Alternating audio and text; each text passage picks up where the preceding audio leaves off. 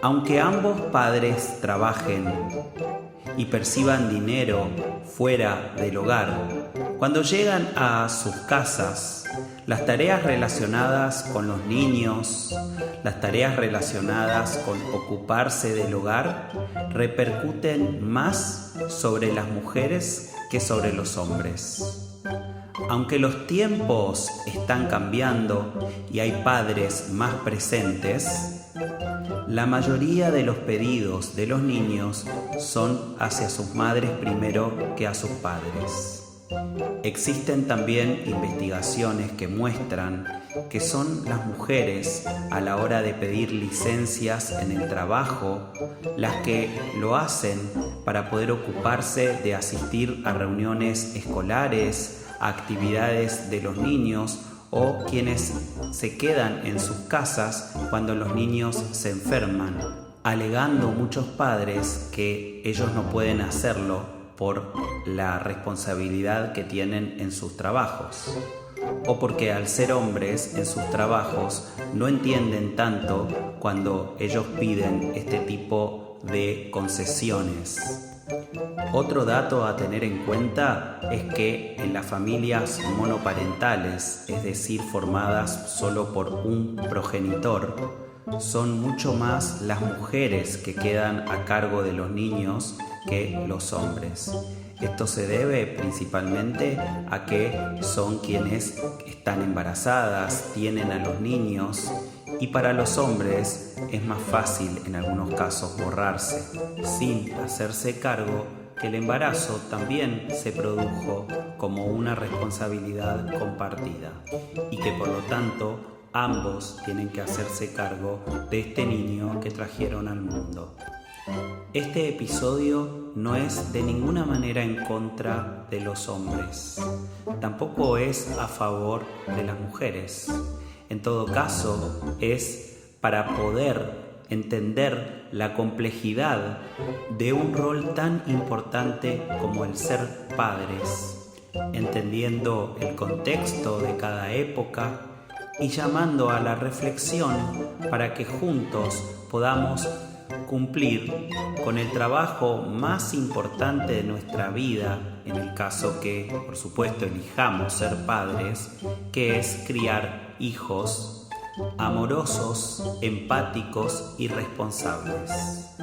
Mi nombre es Mauricio Strugo, soy psicólogo y sexólogo y así comienza este nuevo episodio. HDP. Hora de pensar.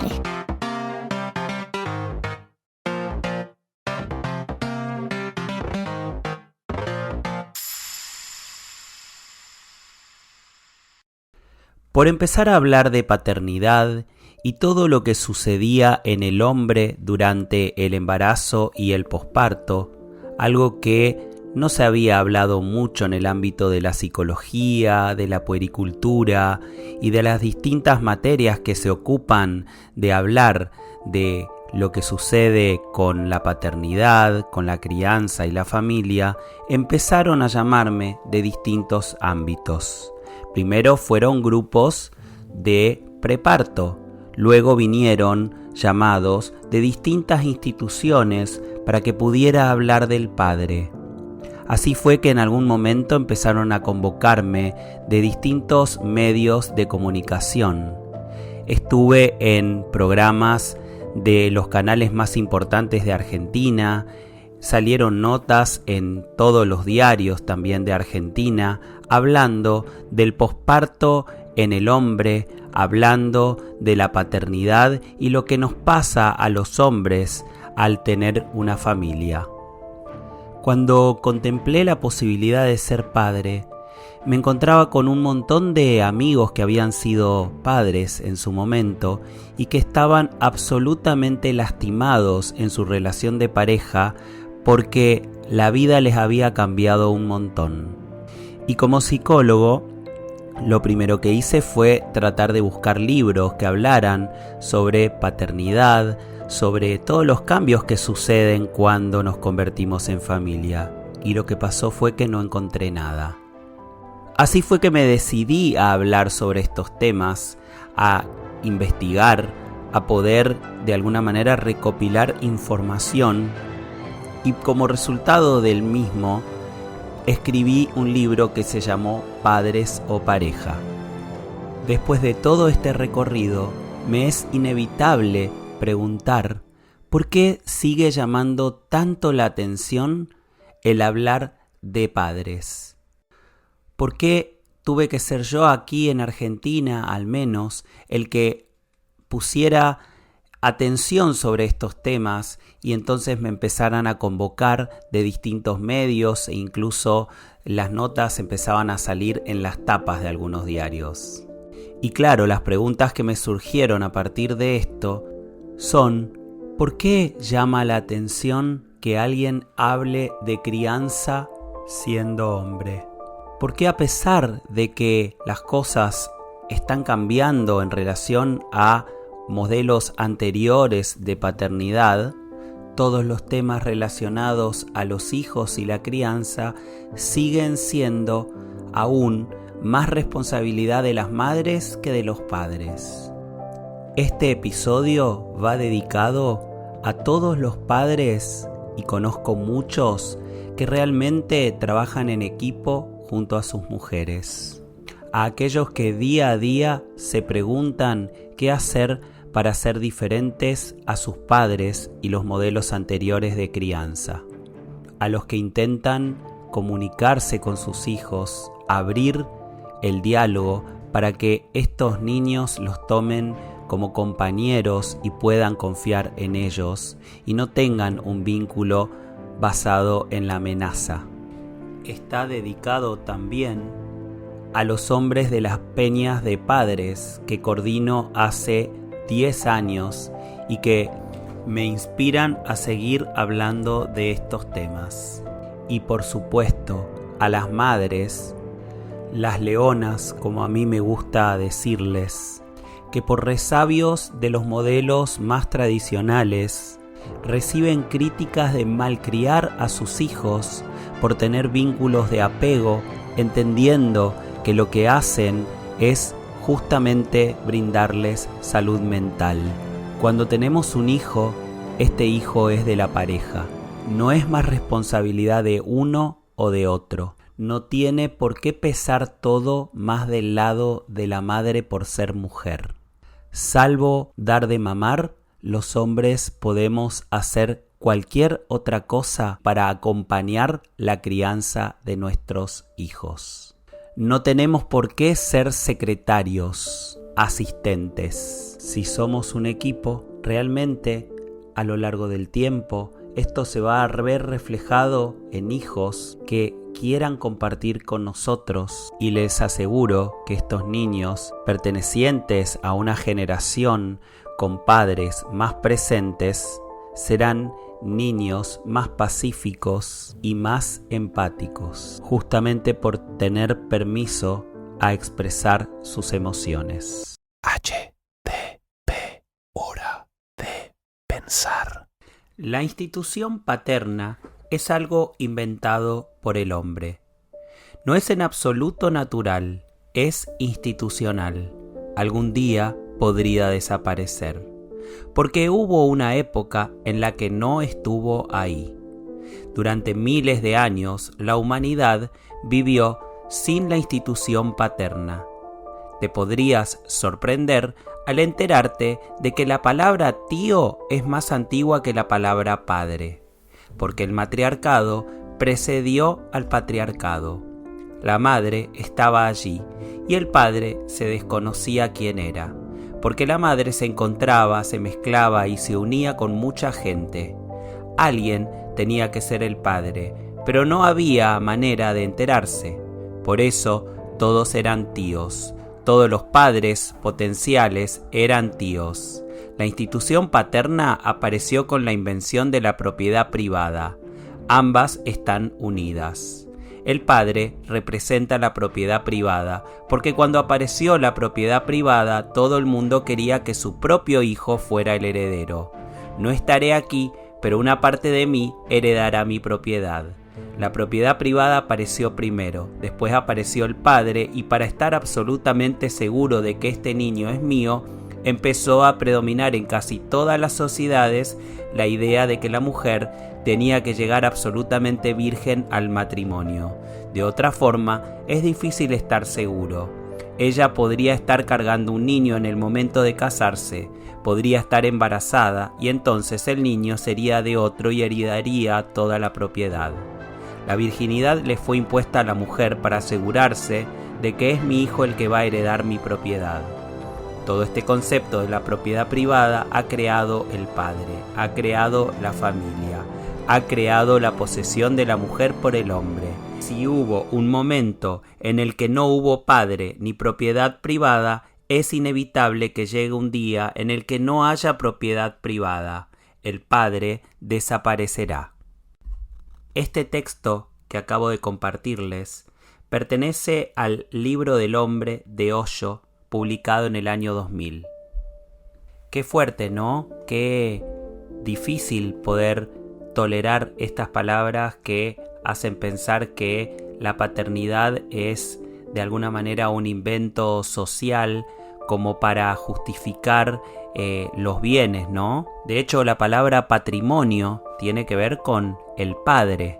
Qué loco escuchar que la palabra tío es anterior a la palabra padres, porque tal cual, en la época de las primeras organizaciones, donde la gente se movía en pequeños grupos, la sexualidad no era algo que era tabú, era una práctica común, incluso ni siquiera solamente practicada de manera heterosexual, sino entre todas las personas, y no estaba asociada a la reproducción o al embarazo. Se creía que el hecho de poseer a un niño en su vientre y que el mismo nazca se debía a un acto divino. El coito no tenía nada que ver con el hecho de que naciera un hijo.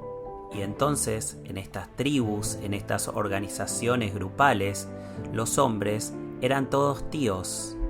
Según Jacques Dupuis, el descubrimiento de la paternidad ocurrió hace 6 o 7 milenios en el Neolítico, de la mano de la ganadería, cuando se descubrió que al colocar a los animales en cautiverio en ausencia de machos, las hembras no parían. Recién allí se descubrió que para que se produjera un embarazo era necesaria la copulación. Y como decía el texto que extraje del libro de Osho, hasta el momento de la sociedad romana, la sociedad era matriarcal. En la época romana es cuando aparece el pater familia. Este personaje era amo y señor de todo lo que lo rodeaba, de sus bienes, como también de todas las personas que estaban a su alrededor. Todos, incluidos sus hijos, sus mujeres, eran algo así como esclavos. Él disponía sobre la vida y la muerte de todas estas personas. De hecho, la escena del Rey León, cuando el padre del Rey León, de Simba, lo levanta en brazos, está basado en una práctica de esta época donde el pater familia, cuando aceptaba a un hijo como propio, lo levantaba en brazos delante, digamos, desde un lugar elevado, como para mostrarlo en sociedad, y de esa manera quedaba como aceptado como padre de este hijo, dependiente de si ese hijo había sido producto de una relación con su mujer o con alguna sirvienta. La vida de ese niño estaba destinada a la muerte si no era levantado por este pater familia.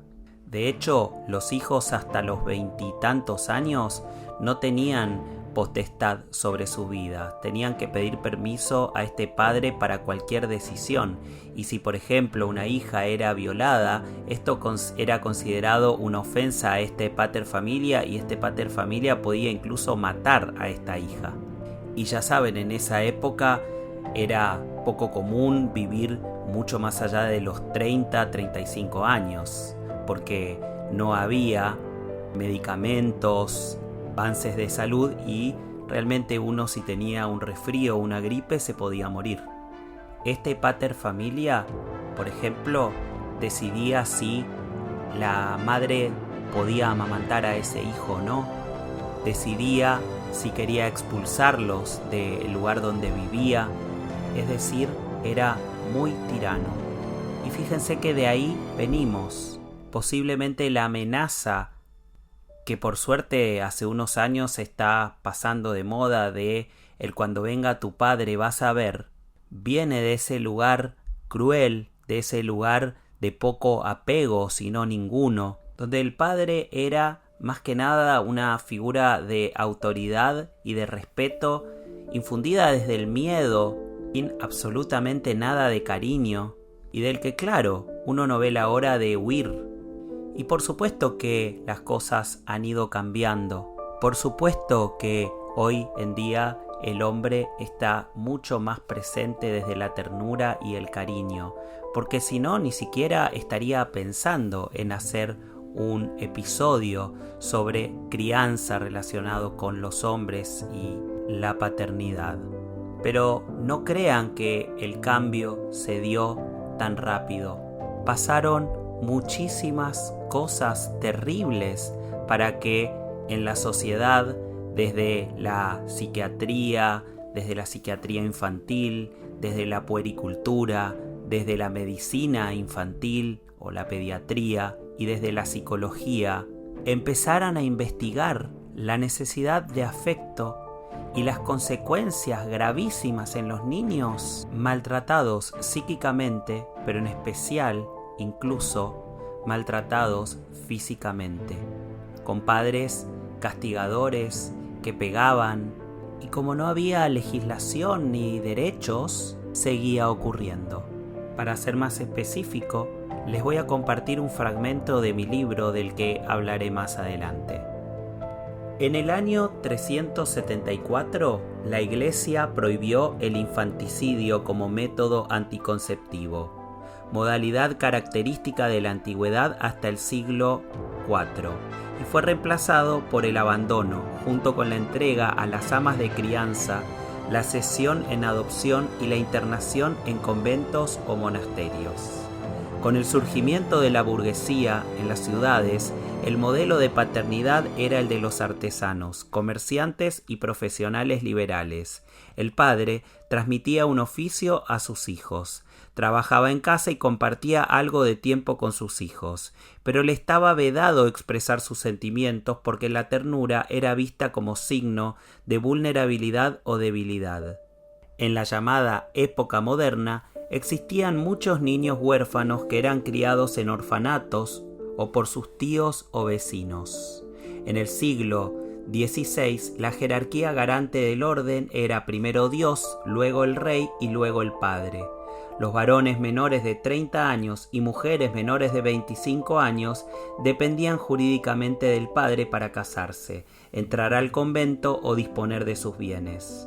En el siglo XVII, el niño comenzó a entrar en contacto con la vida afectiva del padre, pero los manuales de instrucción infantil, aunque no lo crean, recomendaban los castigos corporales frecuentes como modos de dominar la voluntad de los niños, para evitar la insubordinación y sus malas inclinaciones. En el siglo XVIII recién comenzó a ser cuestionado el sistema de la patria potestad, cuando aparecieron las primeras leyes que se oponían al despotismo brutal del padre. El nacimiento de la pediatría redujo los castigos físicos y la mortalidad infantil. Los niños comenzaron a ser criados por sus padres y amamantados por sus madres, con la Declaración de los Derechos del Hombre y del Ciudadano. el padre, pasó a estar sometido a la ley y ser respetuoso de los derechos adquiridos. El matrimonio dejó de ser un pacto indisoluble garantizado por la presencia divina y se convirtió en un contrato libremente consentido entre un varón y una mujer. Apareció por primera vez la idea de que los niños tenían derecho a ser parte de una familia sin importar que fueran nacidos o no dentro del matrimonio. Y fíjense, recién en la segunda mitad del siglo XX apareció la idea de que el niño necesitaba un vínculo cercano con su padre para el desarrollo de su personalidad. La psicología comenzó a ocuparse de asesorar a los padres sobre las formas de educar a sus hijos, y en los 70 apareció la palabra parenthood, parentalidad, acuñada por Serge Lebovici, psicoanalista y pionero en psiquiatría infantil, para definir indistintamente al rol que cumplen padre o madre en la crianza de sus hijos. Ya sé que para muchos la historia, y sobre todo leída, puede resultar aburrida, pero por favor, deténganse a pensar, conectados con sus sentimientos, todo lo que tuvo que pasar, todo lo que pasaron los niños, hasta que recién en el siglo XX se empezara a hablar de lo importante que era dejar de maltratarlos. Y en 1970, no hace tanto, empezar a hablar de parentalidad. Hubieron grandes avances tecnológicos, crecimiento de las poblaciones convirtiéndose en ciudades, un montón de leyes para los negocios, las empresas y las formas de proceder. Y mucho tiempo después se dejó de castigar a los niños, no porque no había que hacerlo, sino que quienes lo hacían podían tener consecuencias legales a partir de los derechos del niño y la mujer. Pienso en eso y de verdad se me eriza la piel. Y aunque esta historia que les estoy compartiendo suele ser parte de clases que me invitan a dar en institutos de puericultura, en la carrera de obstetricia y en otros ámbitos en los que hablo sobre paternidad, cada vez que la leo me enoja y me da tristeza. Tristeza, claro, por los niños, imaginándome lo que era en esa época no portarse bien, cuando en realidad un niño en la exploración y el crecimiento rompe cosas, se revela como signo de salud. Por un segundo me imagino a las vejaciones a las que eran sometidos. Y si además se determinaba que tenía algún problema mental, no solo esto, sino como les daba vergüenza, también los mantenían encerrados en los sótanos como animales. Incluso hoy diríamos que ni siquiera un animal puede sufrir tanto maltrato. Y claro, ahí conecto con la bronca de venir de una sociedad donde se enseñó que para educar había que castigar, y de ver que esto no cambió mucho y hace mucho tiempo. Aquellos hijos que tenemos más de 30, 40 años, y ni hablar nuestros padres, fueron educados no solo con falta de cariño y cercanía, sino que los golpes eran muy comunes. Las nalgadas, golpes con cinturones, cachetazos, de ahí venimos. Tristemente, de ahí venimos. HDP, hora de pensar. Lo que acabamos de compartir tiene que ver con la historia relacionada con la manera en la que estábamos en contacto con los niños, con nuestros hijos, tanto padres como madres. Pero como dije al final de la misma, lo importante es ver que muchas de estas cuestiones se siguen repitiendo. Y si bien el hombre ya no tiene ese rol de ser el castigador, así como sobre la madre sigue pesando mucho más todo lo relacionado con la crianza, se sigue entendiendo que el lugar fundamental del hombre padre es el de poner límites. Si ustedes buscan en psicoanálisis función paterna, van a encontrar que la función del padre es escindir la diada entre madre e hijo. Y si esto no sucede, el niño es un niño con posibilidades de ser psicótico, es decir, de ser una persona loca. El padre en el psicoanálisis es alguien que tiene que venir a cortar la relación entre madre e hijo para que esto ayude a su evolución. Tiene que romper con el apego. Horrible, totalmente horrible y nefasto. Porque si bien se habla de una función simbólica, lo mejor que puede hacer un padre es acercarse a esta diada, a este vínculo de apego, integrarse a él y en todo caso hacer también que su hijo lo mire a él, lo tome a él, triangulando el vínculo, pero desde un lugar amoroso, sin venir a romper nada, al contrario, para sumar. Esto no quiere decir que no pongamos límites, pero la idea es no comprar ese lugar del padre castigador, de que la función de la paternidad es venir a, de alguna manera, poner límites y educar, mientras que la madre es la que está encargada de la ternura, del apego. Por supuesto que a nuestros hijos tenemos que enseñarles, tenemos que darle un encuadre para que entiendan qué cosas de alguna manera están bien, qué cosas no están bien, para que puedan vivir en una sociedad. Pero si podemos hacerlo de manera amorosa, aprendiendo por momentos de las mujeres con su sensibilidad en general, podemos armar un excelente equipo de trabajo y salir de ese rol histórico del padre castigador. Por supuesto, tampoco pasarse al otro lado, en el que muchos padres no ponen absolutamente ningún límite y entonces son las madres las que tienen que hacerse cargo de generar algún encuadre para que los niños hagan caso, quedando en el lugar de brujas, de malas, por la ausencia de padres que solamente quieren compartir momentos lindos y disfrutables con sus hijos y les cuesta hacerse cargo de la responsabilidad de decirles que no a algunas conductas, de intervenir cuando hay peleas y las distintas situaciones que se presenten con un hijo que requieran límites. H, D, P. Hora de pensar. Seguramente se estarán preguntando entonces cuál es la diferencia entre un padre y una madre en cuanto al lugar que ocupan en la crianza de sus hijos. A lo largo de los años de trabajo con poblaciones de parejas, con familias y de mucha lectura de distinta bibliografía sobre el tema, podría animarme a decirles que ninguna, aunque esto obviamente pueda sorprender. Aquí es donde, abriendo nuestras cabezas, podemos empezar a entender que lo importante es que para los niños, para los hijos, haya dos adultos o uno en el caso de que no se cuente con otro adulto, que puedan darle confianza, en los que los niños puedan apoyarse.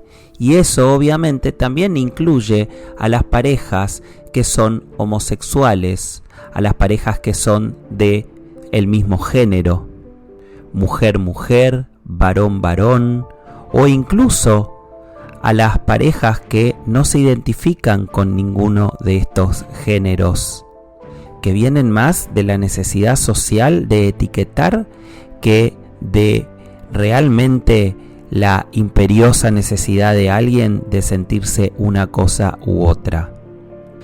La pregunta que muchas veces sale, que es bastante recalcitrante, de quién hace de mamá y quién hace de papá en estas situaciones, y que el niño entonces de quién va a aprender el ejemplo y que incluso va a terminar siendo homosexual, se sitúa justamente allí, donde estamos pensando que sí o sí tiene que haber una mamá que cumpla determinadas funciones y un papá que cumpla otras, cuando en realidad justamente lo rico de el compartir con un niño es poder ser un equipo, poder ser, reitero, adultos en los que los niños puedan apoyarse, en los que los niños puedan confiar y que sientan sobre todo amor.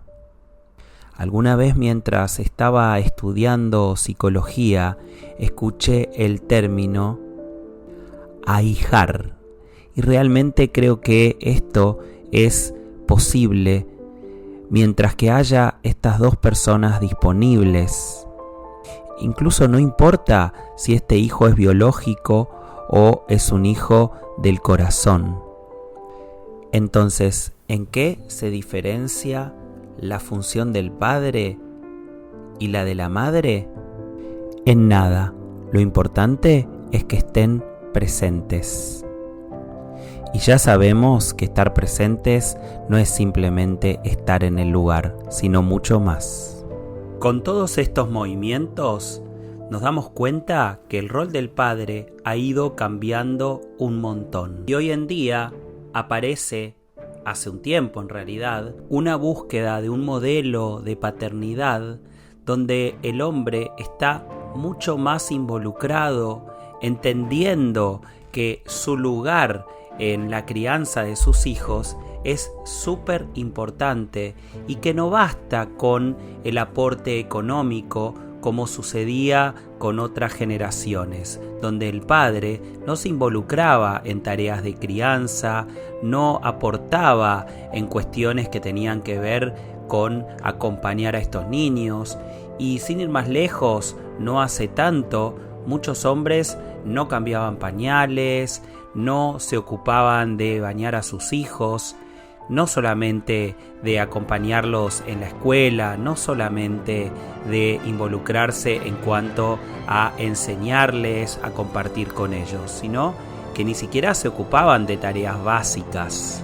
Perfectamente podían estar repartidas entre ambos progenitores. Aproximadamente desde el año 2000 se creó en Estados Unidos el término neopaternidad, para hablar justamente de estos padres que buscan la manera de estar más presentes y reflexionan sobre su paternidad. Este movimiento, si bien surgió en Estados Unidos, es un fenómeno que se va dando en todo el mundo. Tiene que ver con ello el ser hijos de generaciones de padres que no eran apegados, que se ocupaban del trabajo y que en pocos casos era afectivo o cariñoso, porque en los hombres, aunque sean sus hijos, había que mantener ese modelo de masculinidad de tantísimos años de historia, donde lo común era mostrarse como un guerrero, no tener emociones, y en todo caso si aparecían, tenían más que ver con el enojo, la bronca, y no otros llamados negativos, como la tristeza, el dolor, porque eso podía mostrarlos vulnerables. Los padres de las generaciones anteriores nos enseñaban a los hijos que estaba mal llorar, que estaba mal sufrir, que había que aguantarse, produciendo esto muchos daños en todos nuestros vínculos. Por eso, inevitablemente, quienes pertenecemos a esta generación y mucho más los padres más jóvenes, de 30 años por ejemplo, así como socialmente se está revisando el patriarcado, el machismo, estamos empezando a criar diferente. Entonces empiezan a aparecer un montón de libros donde somos los padres los que repensamos nuestro modelo. Aparecen padres que, aunque haya un grupo de madres en el colegio, piden ser incluidos ellos, dejando de ayudar a las madres, dejando de asistirlas, porque la verdad es que cuando armamos una familia, cuando decidimos ser padres, nuestros hijos, en el caso de contar con ambos, nos necesitan a los dos. Por lo tanto, no tenemos que caer en el facilismo de pensar que las mujeres están mejor preparadas para criar que los hombres, porque aunque muchos crean lo contrario, lamento informarles que el instinto materno no existe.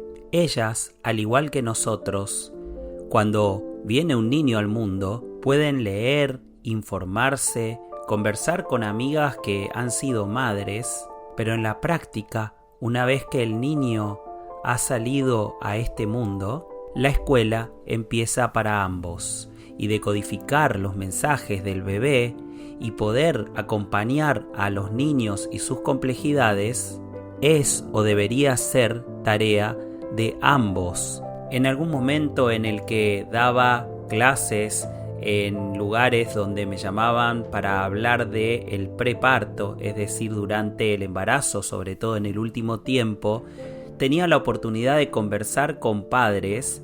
Me salía a decirles que si en sus trabajos tomaban decisiones tan importantes que podían poner en riesgo incluso sus empleos, cuando nacieran sus hijos, podían sentirse capacitados para tomar la decisión de cambiarlos si sentían olor. Que no todo tenían que estar preguntando como si fueran secretarios de sus mujeres. Ambos vamos a aprender a ser padres. Y seguramente desde el amor vamos a tomar las mejores decisiones necesarias para poder acompañar a nuestros hijos, porque son lo más importante de nuestras vidas.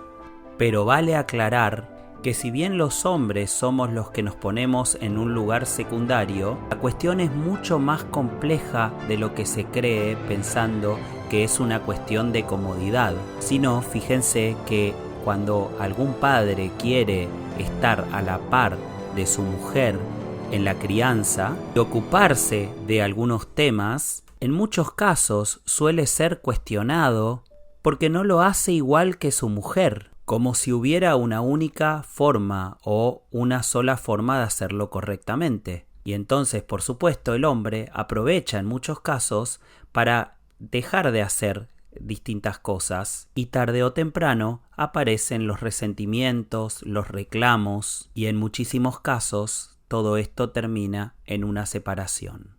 HDP. Hora de pensar.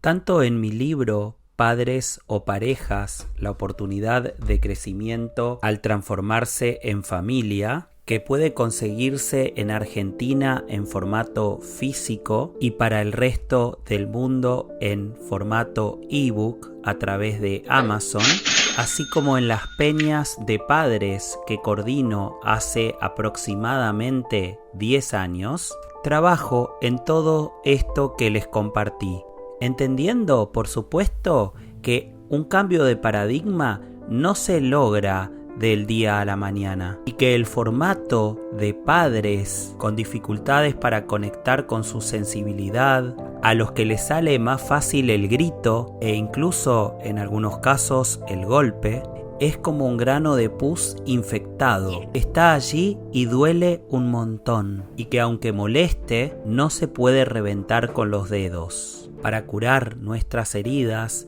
necesitamos revisar no solamente la paternidad, sino nuestra sociedad. Entender que todos venimos de historias donde nuestros padres, por más amorosos que hayan querido ser e intentando hacer lo mejor que pudieron, provienen de generaciones y generaciones que se han tragado el dolor y han seguido adelante. Entonces la idea no es hacer estallar todo por los aires. Al igual que un grano infectado que duele un montón, no puede ser extirpado en un minuto.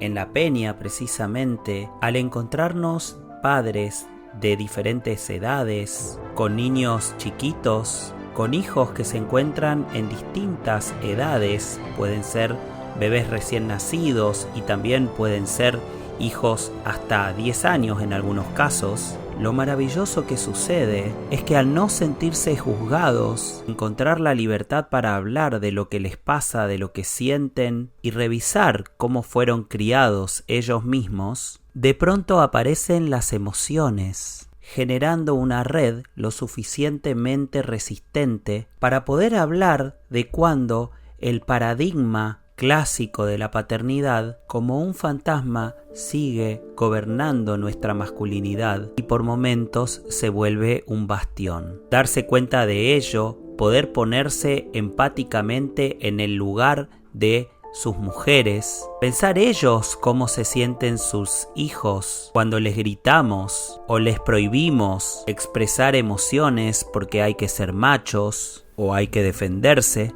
va dando sus frutos. Y por ello suele ser uno de los espacios que más elijo y me gustan de todas las actividades que realizo.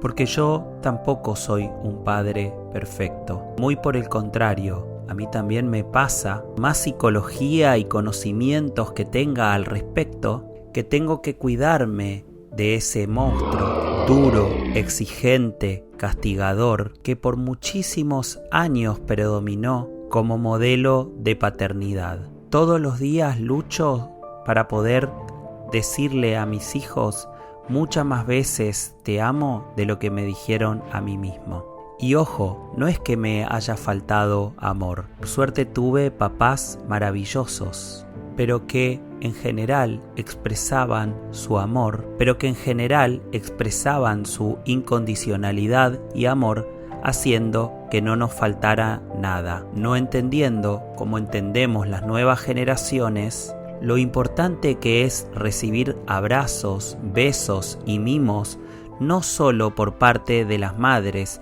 sino también de los papás. No tengo ninguna duda de que algo está cambiando. Sé que las generaciones venideras van a escuchar este podcast y les va a resultar obsoleto. Ojalá así sea. HDP. Hora de pensar. Espero que les haya gustado este episodio. Para poder escuchar otros capítulos de HDP, Hora de Pensar, en la plataforma que acabas de escuchar el mismo, podés colocar me gusta, seguir y por supuesto recomendar el podcast. Recordá que solo lo hago con el fin de que todos nos tomemos un rato, aunque sea, para pensar distintas temáticas relacionadas a los vínculos. HDP se encuentra alojado en Spotify, en Google Podcast, en Apple Podcast, incluso en YouTube, así como también en iVoox. Te espero por allí o en mi Instagram, el psicólogo y sexólogo, para enterarte de más novedades. Hasta la vista, baby. Hasta la vista, baby. HDP. Hora de pensar.